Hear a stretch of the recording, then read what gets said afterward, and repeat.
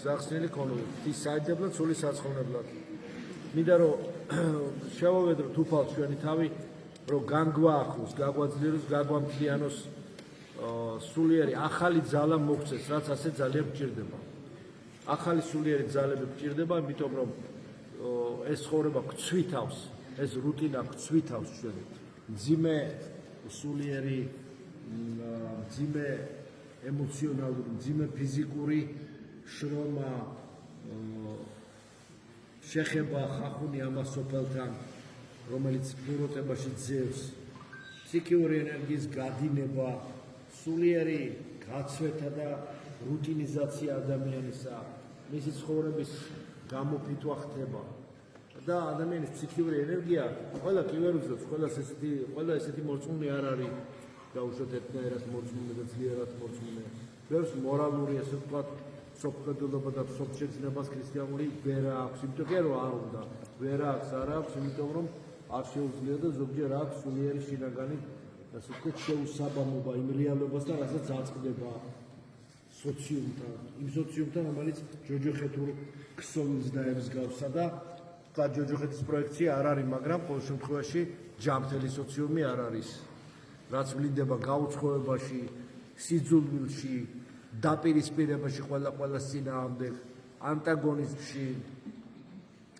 უგულისხმობაში სიცივეში უნდობლობაში დაუნდობლობაში და სამი წერტილი თუ ჩამოვწერთ ამას ყველაფერს ხო ამიტომ ადამიანს სულ ჭირდება განახლება ახალი სულიერი ძალები სულიერი რესურსის აღდგენა სხვანაირად წინააღმდეგ ჩვენ ვერ ამ სოფლის დინებას წინააღმდეგობას ვერ გაუწევთ წაგვლეკავს ეს არადა ქრისტიანი ყოველთვის ამ სოფლის დინების საწინააღმდეგოდ მიდის ხო და ამის ძალას ვინ გვაძლევს უფალი ჩვენი იესო ქრისტე გვაძლევს ამის ძალას და გამოხსნის საშუალებას აი ამ ჭყალებიდან და კლანჭებიდან რომლებშიც ვიმყოფებით ყველანი თუ ჩვენ ამ ყველაფერს ჩვენთვის უცხო ცივ უნდობელ დაუნდობელ და ანტიჰუმანურ რეალობას რომელშიც ვიმყოფებით ამ პოსტსაბჭოთა სივრცისა ჩვენი ცხოვრებით, ჩვენი სოფლმხედველობით, ჩვენი სოფშეგრძნებით, ზიარებით, აღსარებით, საიდუმლოებაში მონაწილეობით, სულიერი რიტმული, სულიერი ცხოვრებით წინააღმდეგობას არ და ვერ გაუწევთ, მაშინ წაბლეკავს ეს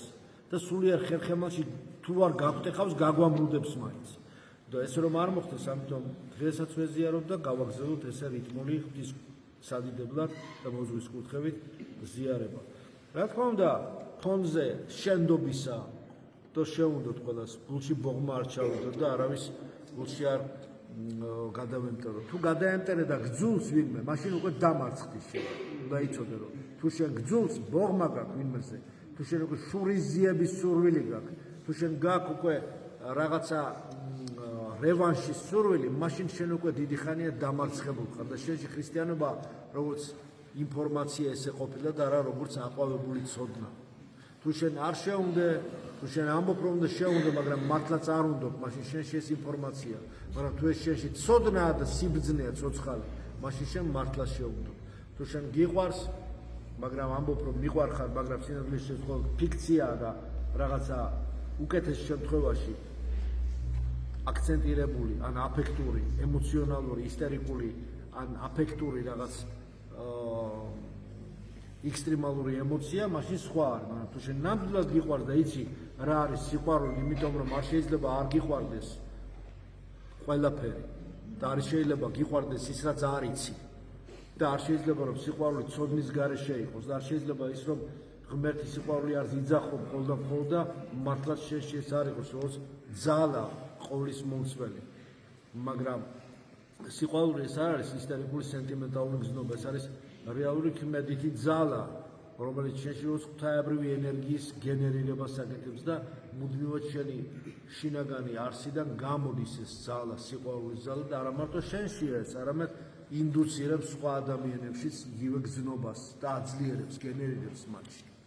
ამიტომ მოდით ეს ამისთვის შევერთხელი შემთხვევა პირველ რიგში რა არის? შეეხობა კიდე ჩემთან მომიტევებს უჟლებდა და ჩემთან შეგვიდობს.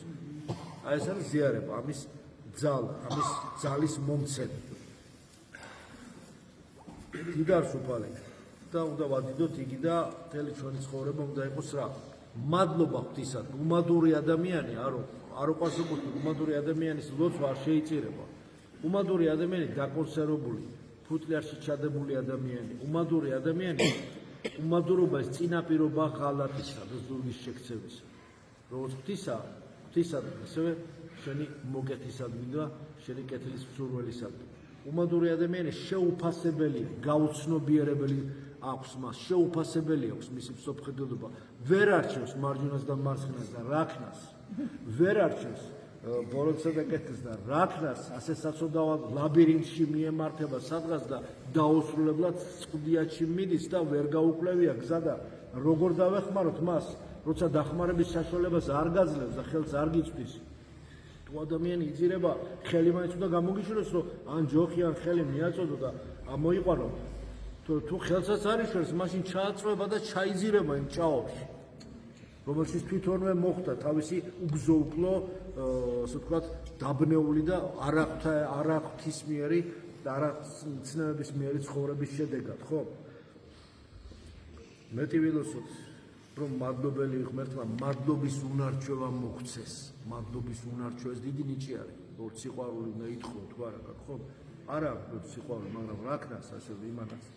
ვერაფერსაც ვერ იზამს, თუ არ ითხოვა, ესე რომ საღვთისმეტყველო ნიჭი, სათნოება, ითხოვოს უნდა, რომ უფალო მომეცი სიყვარულის უნარჩვევა, ღვთაებრივი სიყვარული იგულისხმება, ხო?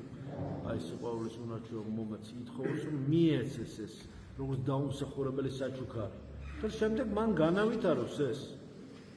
უნიჭო ადამიანი არ არსებობს, ითხოვდეთ და მოგეცეთ, თქვენო არ ითხოვდეთ და მაინც ჩაგაჩაროთო და მაინც მოგაწეფოთ, კი არ არის ნათქვამი. ითხოვდეთ, ეძებდოთ, ვინც არ ეძებს, ხოლმე ვინც დადის მისი ფეხების ქვეშ იტკეპნება ბილიკი. თუ არ დადიხართ, საერთოდ იქნები სტატიკურ მდგომარეობაში. ამიტომ აი ეს გავაკეთოთ და მაშინ როცა ადამიანი სიყვარულს ითხოვს, როცა მადლობის უნარჩვევას ითხოვს, მადლობელი უნდა იყოს უფლისა. არ უნდა დაავიწყდეს და რა იყო, როგორ იყო, არ უნდა დაავიწყდეს რა მდგომარეობაში და როგორ იყო და როგორ გამოიყვანა ღმერთმა. განსხვავება იპოვოს უნდა, ხო, ცოტა სხვაობა უნდა იპოვოს და მადლობა უნდა თქვას ამის გამო. და რა თქმა უნდა ამისათვის ლოცულობდეთ. ამიტომ არის ნათქვამი, მუდამ ლოცულობდეთ, მუდამ მადლობდეთ, მუდამ გიხარობდეთ. შედეგად სიხარულიც მოდის. ამთლიანებს, ეს სიხარული ამთლიანებს, კრავს ერთ ორგანიზმად. მთელ ადამიანს კრავს და ზრდის სულიერად. მინდა რომ ეს გისურვოთ. მინდა გისურვოთ ყოველივე სიკეთე და მადლობს ჩვენს იესო ქრისტესი, დიდი სიყვარული ღვთისა და მამისა და ზიარება სული საწმინდისა დღეს და ასე შემდეგ ყოფილიყოს უნდა თქვენ ყოველთა თანა. ამინ.